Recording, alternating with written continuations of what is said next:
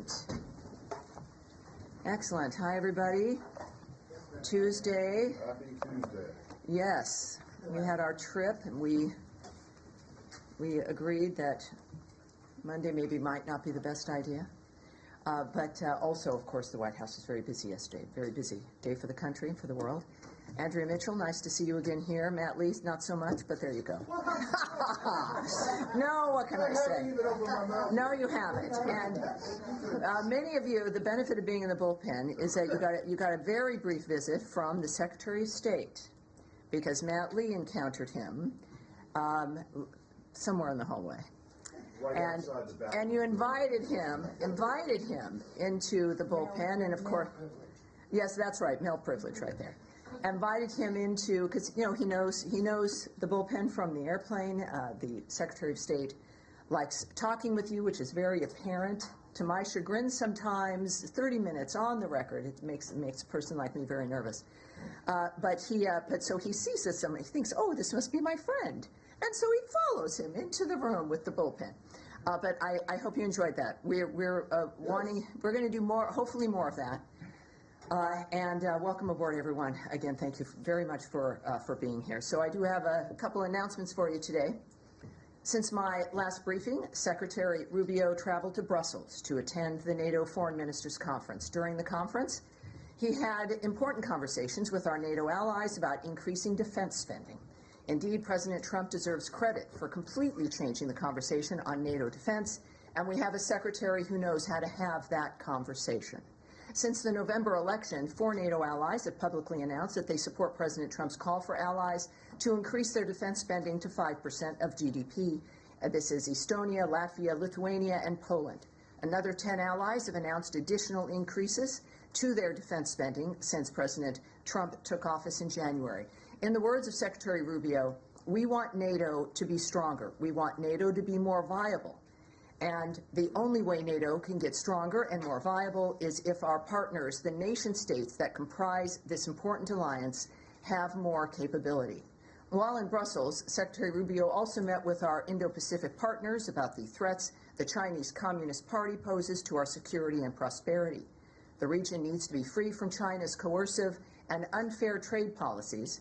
Our security depends on it. Now, here's an update from our response to the March 28th earthquake in Burma and Thailand. The United States has made $9 million available to support the people of Burma through our humanitarian partners. Our team of experts is in Burma surveying conditions on the ground. They arrived on April 1st and deployed to the disaster zone on April 3rd.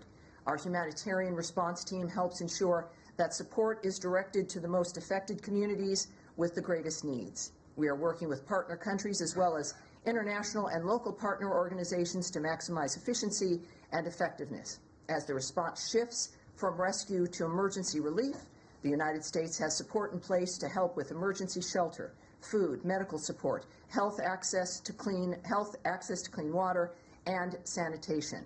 And now, here at home, President Trump met with Prime Minister Benjamin Netanyahu yesterday, demonstrating that the United States is a great ally to Israel and that President Trump is the greatest friend Israel has ever had in the White House. Among other topics, the two leaders discussed Gaza and the need for Hamas to release all the hostages.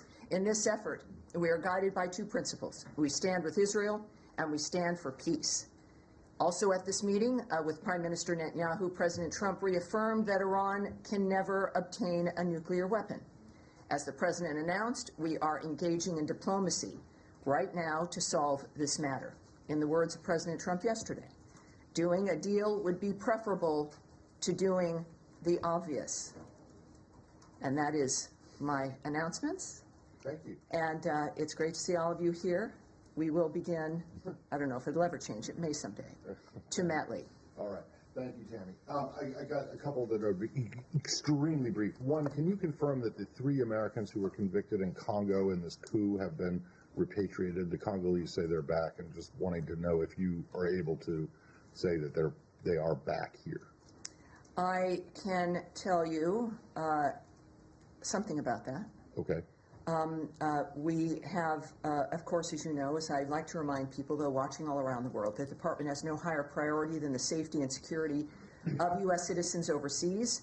And we are aware, the United States government is, of the government of the Democratic Republic of the Congo transferring into U.S. custody the U.S. citizens who were detained in connection with the events of May 19th, 2024, and who previously faced the death penalty before their sentences were commuted to life imprisonment. Now, of course, we refer you to the U.S. Department of Justice in this regard for further information. They are, of course, they've been transferred, they're in our custody, and we also strongly condemn the armed attacks of May 19th and support the DRC authorities in holding those responsible appropriately accountable. At the same time, we seek consistent, compassionate, humane treatment and a fair legal process on behalf of those U.S. citizens. Okay. Secondly, can you, the Russians are saying that there are going to be talks in Istanbul, these kind of embassy personnel and logistics talks in Istanbul on Thursday. Are you able to tell us anything about that? And I got one more, but it will also be brief. I thought you said two. Well, three. Sorry. Oh, three. So but it'll be very brief. Yes, for Matt, 2 equals 3. Keep my mouth shut up. All right. Well, sure. On April 10th, U.S. and Russian delegations will meet for a second time in Istanbul to try to make progress on further stabilizing the operations of our bilateral missions. So that is happening in Istanbul. There are no political or security issues on the agenda, and Ukraine is not, absolutely not on the agenda. These talks are solely focused on our embassy operations, not on normalizing a bilateral relationship overall, which can only happen, as we've noted, once there's peace between Russia and Ukraine. Okay, great, thank you. And then last one. He seems like so. He said wants to keep going. I'm answering his question. Yes, sir. Can you give us any clarity on the cuts, the latest cuts, not including the Burma stuff, but the cuts to USAID and funding to the World Food Program that happened, essentially over the weekend? Because I understand there may have been some changes to those cuts. Well, yes. So let me get to those details because that is important. We have, one thing we can say, because this is a large conversation and various different countries are involved. First of all, 85% of previously existing USAID programs with the World Food Program worldwide remain active and ongoing. So that's 85% when we're talking about the effort that the country has made and continues to make. So it is inaccurate, as some have intimated, that USAID has defunded the World Food Program. That is not true. Or that we've broadly backed away from our commitments to providing life-saving food aid. We've said from the beginning that our commitment to foreign aid remains. It may look different than it has in the past, but in this case, 85% of those USAID programs with the World Food Program worldwide remain active. We have terminated a limited number of World Food Program programs based on specific country or program-level priorities, but what is the story here is that the largest group of World Food Program awards terminated were in Yemen and Afghanistan through an executive order that was issued, based on concern that the funding was benefiting terrorist groups, including the Houthis and the Taliban. These concerns with UN funding have been documented and discussed for years, which is why USAID paused all food assistance in northern Yemen through WFP specifically to mitigate any interference by the Houthis, and has intermittently suspended food assistance across Afghanistan to mitigate Taliban interference. Other awards were terminated because they provided cash-based assistance, which the administration is moving away from, given concerns about misuse and lack of appropriate accountability for American taxpayers here at home, of course, and the accountability they deserve. There were a few programs that were cut in other countries that were not meant to be cut, that have been rolled back and put into place. So when and if that happens, that's recognized, and that has also been the case with something as complicated as this framework. We do what is necessary to maintain the commitments that fit within the framework of keeping America safe, secure, as well as making sure that they apply the nature of our priorities and values as well. Can you say what countries those were? I can get back to you on that, but it's just a few, with, again, the majority of which are Yemen and Afghanistan, with certainly with the Saigar report regarding Afghanistan and the Taliban, at least $11 million being siphoned or enriching the Taliban in the process of that food aid. All right, any questions? Andrea Mitchell, yes, ma'am. Thank you very much. You mentioned the Iran conversations between the President and the Prime Minister yesterday. Can you confirm what the Iranian Foreign Minister, Arachi, said, which is that Steve Witkoff, the Special Envoy, will lead those talks, and that they will be indirect, not direct, as President Trump said? Or is there some clarification you can give us as to how the State Department sees these talks being composed? Well, I can't confirm anything an Iranian authority is going to say. What I can tell you is what the Secretary of State, Marco Rubio, has said, is that Mr. Witkoff, Special Envoy Witkoff, will be there. So he'll be present. And when it comes to the description of the event, I would refer you back to the President's remarks. That's who I rely on. Can you define what is meant by direct talks? Because the Iranians are insisting at the foreign minister level that they are indirect. That's nice for the Iranians. I would refer back to the President of the United States, President Donald John Trump. I have one more subject. Yes, of course. You can also have more questions, absolutely. The other thing I wanted to ask you about, colleges, universities around the country are saying that with little or no notice, to them or their students, there have been massive cancellations of student visas without explanations. In some cases, some of the students have said they are for reckless driving citations. These are not students who are involved in protests. Not that that would necessarily justify it, but just can you clarify the way these are being canceled? Is there a process to determine, is there a threshold for determining why a student visa would be canceled, and what are the criteria? Well, we've never gone into the details of the visa process. We don't discuss individual visas because of the privacy issues involved. We don't go into statistics or numbers. We don't go into the rationale for what happens with individual visas. What we can tell you is that the department revokes visas every day in order to secure our borders and to keep our communities safe, and will continue to do so. The criteria, as it is applied appropriately, and that's the extent that is what we've been dealing with, right? And we've never been, and we're not inclined to answer those specifics, but I think the American people know, as we're seeing, that we take the border seriously, we take the visa process seriously, and the number of revocations, I can say, is dynamic, which is why we don't give those numbers out. Again, we're not going to give statistics, only because of always the continuing fluidity of the situation when it comes to visas and the reasons they are revoked, which is personal and private. And just the last question on this. You're beating Matt Lee when it comes to 2 being 4 now. But the Secretary's announcement, the announcement that came out the other day about the cancellation of passports holders from South Sudan, when South Sudan is in some considerable conflict right now between their leaders. There's a great deal of turmoil and violence in that country.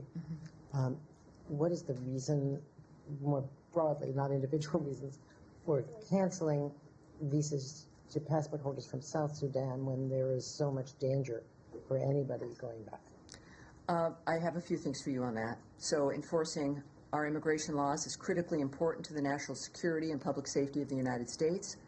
Every country must accept the return of its citizens in a timely manner when another country, including the United States, seeks to remove them. As South Sudan's transitional government has failed to fully respect this principle by not permitting the entry of an individual that they had confirmed and documented as a citizen, the United States Department of State has taken actions to revoke visas held by South Sudanese passport holders and restrict further issuance of visas to prevent entry into the United States by South Sudanese passport holders. We will be prepared to review these actions when South Sudan is in full cooperation, and Secretary Rubio has said it is the responsibility of each nation to take back their citizens who are illegally present in the United States in a serious and expeditious manner. We are unwavering in our commitment to end illegal immigration and bolster America's border security. This is the, we understand also that the South Sudan has made a statement that they've agreed finally to accept the individual in question, and we are aware of that remark, and this is, they committed on April 8th to grant the individual permission to enter their country, and we look forward to the government of South Sudan following through on that remark. And we will then be prepared to review, once again, these actions when South Sudan is in full cooperation. All right. Yes, ma'am. Thank you. You mentioned that some of the programs that were cut, the WFP programs, were not meant to be cut. Was that, just to clarify, from the programs that were cut over the weekends? I'm sorry, it's like you mentioned that there were some that were rolled back, that were cut that shouldn't have been, yes. Mm-hmm. Were those cut over the weekend, or was that from before? I don't have that detail for you, but I'm sure we can get it because I had many details, but that's one that I don't have, but I'll get it for you. Thank you. Sure. And then the Saudi foreign minister is visiting the United States. Will Secretary Rubio meet with him, and if so, what does he hope to achieve from that? Yes, in fact, he will be. He'll be meeting with him tomorrow. And what does he hope to achieve from that meeting? I'm not going to get ahead of the Secretary of State, but we look forward to seeing him tomorrow. All right.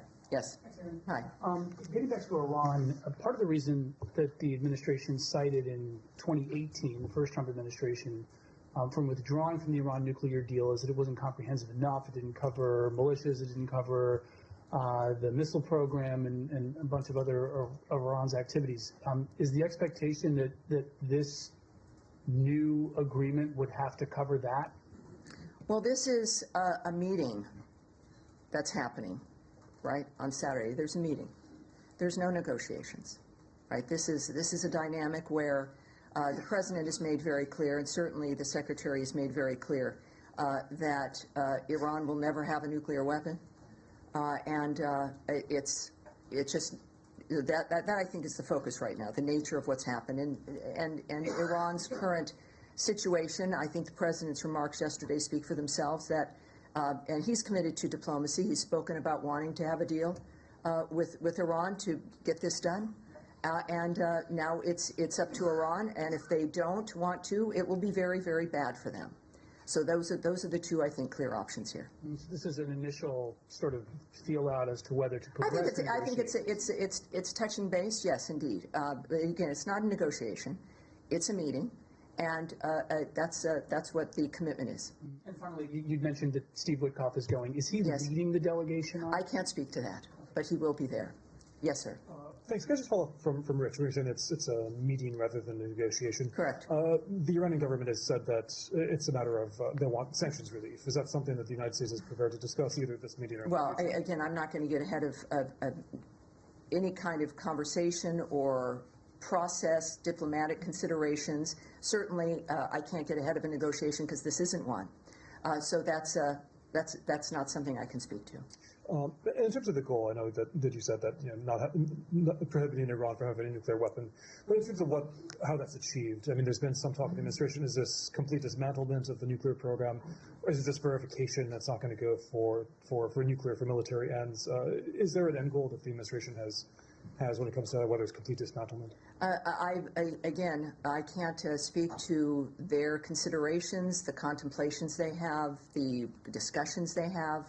We do know that there is something very, very clear and distinct that is on the table that needs to be accomplished, and they're certainly, see now, because I have so many opinions, and you're waiting, Sean is waiting for me to kind of, we all have opinions, but what I can tell you is that the very specific thing that needs to be accomplished, which would make the world a much safer place, is to make sure that Iran never gets a nuclear weapon, that there is no room around that fact. And that is something worthy of focusing on at this moment. Yes, Nadia? Thank you, Tammy. I have two questions. Yes, ma'am. On the Iran... No, you have 7. I'm no, sorry. no, 2. All right. Only 2, I promise you. On the Iran talks, is this meeting primarily focusing on preventing Iran from acquiring nuclear weapons, or are they going to discuss Iran's support for proxies in the region, considering there were reports that Iran stopped supporting the Houthis, or alleged not supporting the Houthis? That's my first question. Right. Again, this is not a negotiation. There aren't things being negotiated in that regard. This has been described to me as something that is a matter of determining what's possible in the conversations. It's a touchback, and that's the extent of what will be happening. Yeah, Okay, yes. second question. Yes. I have Oh, two. the second, that's Okay. right. I'm Okay. sorry. Go ahead. That's okay. Yes, ma'am. Second question on Gaza, actually. The situation is horrific. There is no water, there is no electricity, there is no food for almost 1 month. This is a gross violation of international humanitarian law, as you know. What is the United States doing to alleviate the suffering of civilians in Gaza? And second, since you talked about the meeting between Netanyahu and the secretary, any prospect of a ceasefire that was discussed yesterday? Our efforts to bring back the ceasefire that we were happy to have at the beginning of this, before Hamas turned its back on the ceasefire, is something that the administration, that the President and Secretary Rubio have said we would want back. There's nothing that is cut off in the sense of where we go from here. It is clear. And the effort, as we are asked every briefing, which is appropriate because of the nature of the issue, is none of us, we're engaging in this to stop the suffering. When there is a resumption of a conflict, and the nature of this conflict, with so many hostages also still being held, it of course disrupts the humanitarian aid. And that is something that concerns all of us and that we seek to change. There is one group that has broken ceasefires, that continues for generations to move the suffering, and that is Hamas. It's a remarkable dynamic where you have multiple players here that are working and constantly making an effort to stop the carnage and the suffering, and to stop the conflict on the ground so that humanitarian aid can flow. And Hamas seems to want nothing to do with that. They continue to go back to creating a framework of victims constantly. So I would say that obviously our effort is to get a ceasefire on the ground again, specifically so we can get aid into the area, specifically so that we can discuss what the region understands, which is the need for a new way to move us out of this horrible cycle. And obviously, that's what we've been dealing with for generations. President Trump is determined to end it once and for all, as is Secretary Rubio. They have one term, and this is why things have to move quickly. It never stops. Their efforts in the Middle East and on Gaza never stop. And that's what we hope for. And the results, hopefully, obviously, is for peace on the ground, for humanitarian aid, and for Gazans and everyone in the region to have a future to look forward to that they can trust. Yes, sir. Thank you, Tammy. 2 more questions here on Ukraine. Yes, sir. Can you please also confirm that there will be U.S.-Ukraine dialogue negotiation this week in Washington? And any color you can offer, who's going to be involved? Will they be in this building as well? I can't speak to any conversation or discussion about Russia-Ukraine here. Right. Thank you. On Chinese involvement in Ukraine-Russia war, President Zelensky today posted a video suggesting that they captured 2 of Chinese nationals fighting in Ukraine on behalf of Russia. Does the Secretary have any comment on that? And does it change your view, your position on how to help Ukraine, beef up Ukraine's hands? Yeah. Now that we know they're fighting against not one. It's disturbing. It's disturbing with North Korea participating. It's disturbing with the Chinese soldiers having been captured. We're aware of those reports that Ukraine captured 2 Chinese citizens fighting on behalf of Russia in Ukraine. China is a major enabler of Russia in the war in Ukraine. China provides nearly 80% of the dual-use items Russia needs to sustain the war. 80% comes from China. As President Trump has said, continued cooperation between these two nuclear powers will only further contribute to global instability and make the United States and other countries less safe, less secure, and less prosperous. I think that's an understatement. Just to follow up, Secretary spoke to us during the travel. He said that he will give some time to Russia to clear up its position in terms of whether or not they are serious about the peace talks. Yes. Do the events of this weekend, them targeting Zelensky's hometown and other attacks, do those events contribute, to the Secretary's position on that? Well, I know he loves talking to you guys on the trips. We were at NATO together, and he appreciates that. And he had a press conference at the end of NATO where he did go into very specifics when he was asked about the timeline, is that we would know within a matter of weeks if Russia was serious about peace. He said not months, not a year, but a matter of weeks, he said, we would know. And I think that this goes to the argument that they've made, even in the beginning of the talks, some of the summits with Russia, and the first summit was, as the Secretary had noted, was to determine if they were serious. And so this, as I've mentioned, right, these are active men with a term in which to get this done, and plus the lives affected. We don't have time. Every day, every week that goes by affects the quality of people's lives, and some people who are alive now will not be alive tomorrow. So it is held with urgency. It will be a matter of weeks. And of course, you mentioned the attack on Kryvyi Rih. Which is I guess the hometown of President Zelensky. It was a Russian Federation ballistic missile strike in a residential neighborhood of that town. It is further underscores President Trump's urgent call for peace. And he's affected by this. It's long time to stop the death and the destruction and end this war. Just as we know, President Trump has been committed to finding and demanding the return of the missing or stolen Ukrainian children from Russia. So this is the top of the mind for President Trump and for Secretary Rubio. Yes, dear. Thanks, Tammy. Continuing on the two-question trend. First of all, an American teenager was shot and killed and 2 others were shot in the West Bank. Has the U.S. called on the Israeli government to investigate their killings? We are certainly aware of that dynamic. We send condolences to the families involved. These were teenagers.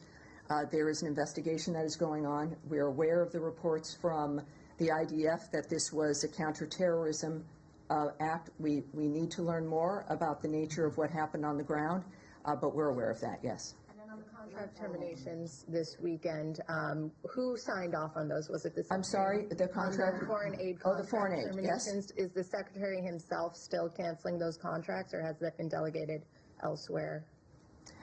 We know, of course, of his full involvement in the beginning. We know that the review had officially ended. We also know of his schedule, and I've asked specifically from his office as well to get me that information, because you and some others have also been asking now about the nature of how this is transpiring.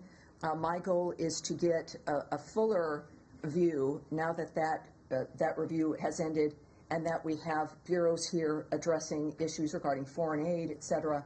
And I think that we have, I think it's time now for a fuller understanding of that, and that's part of that, and so we'll get that back to you. But my goal is to have a more comprehensive answer regarding now, the process now on the ground for us. All right? Follow up on Jennifer's question. Yes, certainly, Saeed. Thank you, very kindly. Now, when Shireen Abu Akleh was killed by the Israelis a couple of years ago, the American security coordinator was involved in investigating, and they drew a conclusion. My question to you is twofold on this issue regarding the boy. First of all, is the American security coordinator for the West Bank, is he involved in this thing? Is he going to follow up? And my second question, has there been any calls to the family from this building or from the U.S. ambassadors and so on to learn the circumstances? Well, again, there's things on the ground. We don't have the complete picture of what was going on the ground. I know that we're aware of the reports. We certainly always are engaged in the nature of what's happening with American citizens, and that's the case here, and that's the extent of what I'm going to say. Yes, sir. Right there. Yes, go ahead. Yeah. Thank you. Appreciate it. Two questions. I'll ask them back to back. Number one, UN Secretary General Antonio Guterres announced earlier today that he would not participate, the UN would not participate in the resumption of IDF humanitarian aid delivery into Gaza because he felt the parameters were not sufficient, not appropriate. Would the State Department consider, or planning even, to step in to aid the IDF in humanitarian aid delivery, given the importance that the State Department is placing on that particular area? And the second question is, what does the State Department view as a positive role for Turkey in Syria? Well, first of all, the reason there's aid issues and movement issues in Gaza is because of the resumption of the conflict. So I know we work through our partners on the ground. The fact is that if it was safe to move aid through Gaza, it would move. And at this point, that's clearly an assessment that it hasn't been safe. So I'm not going to speak about or presume to talk about what the State Department would do. Those are the decisions of the Secretary and of the President, of the highest levels of this government, about how to move through that framework. So that's not something that I'll speculate on. And your second question was? What does the State Department view as a positive role for Turkey in Syria, given the President's affirmation of his yes, President Erdogan? I think I know a great deal, I think as we all do, about Secretary Marco Rubio, but I'm not going to presume that I know how to speak for him when it comes to the notion of diplomatic decisions or maneuverings when it comes to the nature of what's going to be best for a region like that. Turkey is certainly an ally and a friend, but that is a conversation that belongs between leaders. Yes. Yes, sir. Yes, sir. Go ahead. Benjamin Netanyahu offered a video statement in which he outlined the terms that Israel would accept for an agreement with Iran. So it had to be a Libya-style agreement where we would go in, quote, blow up the facilities, dismantle the equipment under American supervision and American execution. Is that a position that Secretary Rubio agrees with? Is it a precondition by Israel that the U.S. is willing to accept? I can't discuss that because I wasn't in that room. I certainly don't speak for Israel or for the Prime Minister and his remarks about what's important to him. So I would leave that to the nature of conversations at that level, certainly not something for me to comment on here. When the President says that he would rather resolve this through diplomacy rather than the alternative, sure. Can you just spell out what is the alternative? Is it a U.S. military strike on Iran? Well, I guess that's something that everyone's supposed to consider, right? The President has made himself very clear about what he prefers, and that's diplomacy and making deals. And he's been very successful at that. The world, though, as we've seen, of course, seems to devolve into violence, and that is something that he clearly has. Ending that violence and changing that trajectory is something that President Trump has made a hallmark of his this last term of his, and it is a remarkable commitment. So I think that speculating or hypothesizing in a world where it's dangerous when it comes to real life and what's happening is not certainly something that any of us should do. But it's I think an important reminder that President Trump not only talks about diplomacy and what he prefers, but he acts on it as well. All right. Yes, sir. Thank you, Tommy. Going back to Iran, you said that this is not a negotiation, but it's talks. Can you tell us what are you going to talk about with Iran? Are you going to set up a stage, or are you going to set up a timeline, or well, are you going to negotiate with Iran? The Omanis are hosting. Special envoy Witkoff will be there. I do not know about the environment and how it will be arranged. I don't. It's a meeting, and how the participants decide and how to frame that meeting is completely up to them. Can I ask a question on Syria? There is a lot of concerns about the Syrian government approach towards the Kurdish and Jews and other minority rights. Do you have any sorts of pressure on the Syrian government to behave according to international law and to take care about the minority groups? I know that, and we've spoken about this here before, is that we expect the Syrian government to abide by human rights law, to abide by the common laws of what is a decent government, the nature of the choices we make. So that's not unusual. And they've at a recent government formation or advisory formation, which seemed to involve additional groups in Syria. But there's much more that have to be done that has not been done. And we're waiting to see them take more action. So obviously there's expectations that have yet to be met, and so we're waiting to see what they're doing. When it comes to pressure, the pressure really is about whether or not a nation wants to be within and accepted within other nation states and within the world. I think that's certainly an indication here that's possible or not possible. Yes, sir. Thank you. You have been involved in helping start Kurdistan oil exports, and that is much appreciated, but now there is a new problem. The oil exporting companies, including U.S. companies, say that Iraq is changing the contract unilaterally and exports can't resume until this is resolved. Are you concerned about this problem? Are you involved in trying to fix it? That we'll have to take back when it comes to the details. All right, so that's Iraq and the oil, right? Let's get back to him on that. All right. Yes, go ahead. Thanks, Kenny. Just circling back to those latest cuts in foreign aid. You noted concerns about interference in Afghanistan and Yemen, but it was funding that the department initially allowed to continue because it was deemed to be life-saving. And there are other places, of course, where interference is still a concern that are still benefiting from U.S. aid dollars. So is this a amendment or a change to the State Department's initial promise to continue life-saving aid, or should we expect other cuts where interference is a concern? Well, yeah, waivers were issued. We know that, of course, but this was in the process of a review that was expected to take 90 days. It took less time. And in the process of the review, some things you want to have continue as you're reviewing them, as you're making a determination about whether or not it's where the money is going, if it does meet your criteria to continue, and that's what happened. There are some entities that got waivers that then the grants and the funding were cut because we went through the review and found that they should be cut. So this is also something that had to happen because there had been, who knows, I don't know, years, decades of no one auditing, no one checking, no one really knowing, and it just grew and grew and grew. So this process of auditing and knowing where your money is being spent, most of us do this personally, right? We keep an eye on the bank account. We make a note of what's coming up and what the checks are that are coming in, and we spend accordingly. So we are in a constant regular audit. That will always be the case now. So if you've got a dynamic where someone is passed through and is receiving the aid and is meeting their obligations, that's great. It doesn't mean we're going to look back in 25 years to see if they're still okay. This has to be a regular process with this kind of work that has been, yes, disruptive and difficult, but it has been important so that we can continue to do that work.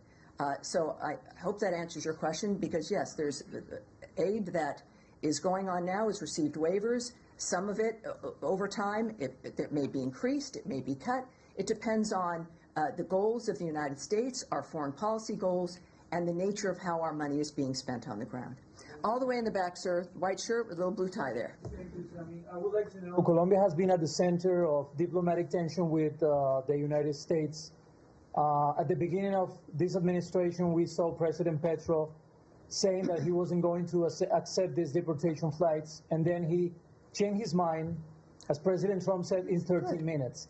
Now he's saying that, Secretary Noem said that President Petro told her he was a friend of the cartels and that members of the trendy Aragua need a lot of love. Now President Petro says that is not true. What is the current state of that relationship between U.S. and Colombia after those two episodes? Well, I would refer you to the White House when it comes to the nature of a relationship. But other than that, I think we're gonna bring that back when it comes to if there's been any actual response to those kinds of statements. But we'll get back to you. But that's what I have there. Yes, sir. On the end here, sir. Thank you. This morning, as you're aware, President Trump and South Korea's acting President Han had a first phone call, and then they discussed South Korea's payment for hosting U.S. forces Korea.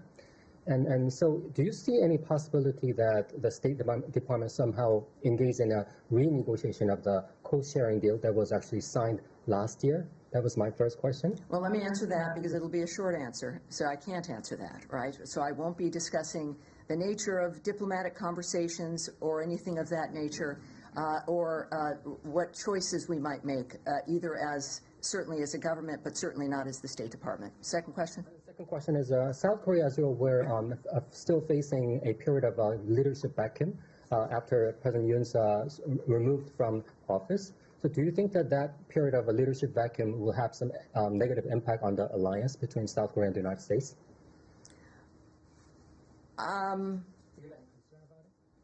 I know that our relationship with South Korea is strong, and I know that as an ally that we are expecting them to follow certain rules and norms, and we, of course, enjoy their allyship, and we enjoy that relationship. So, all right, are we kind of we're getting here now? All right. Young lady in the back, maroon, yes. Go ahead. Let me just say, I've been told I tend to favor my right, which is true politically.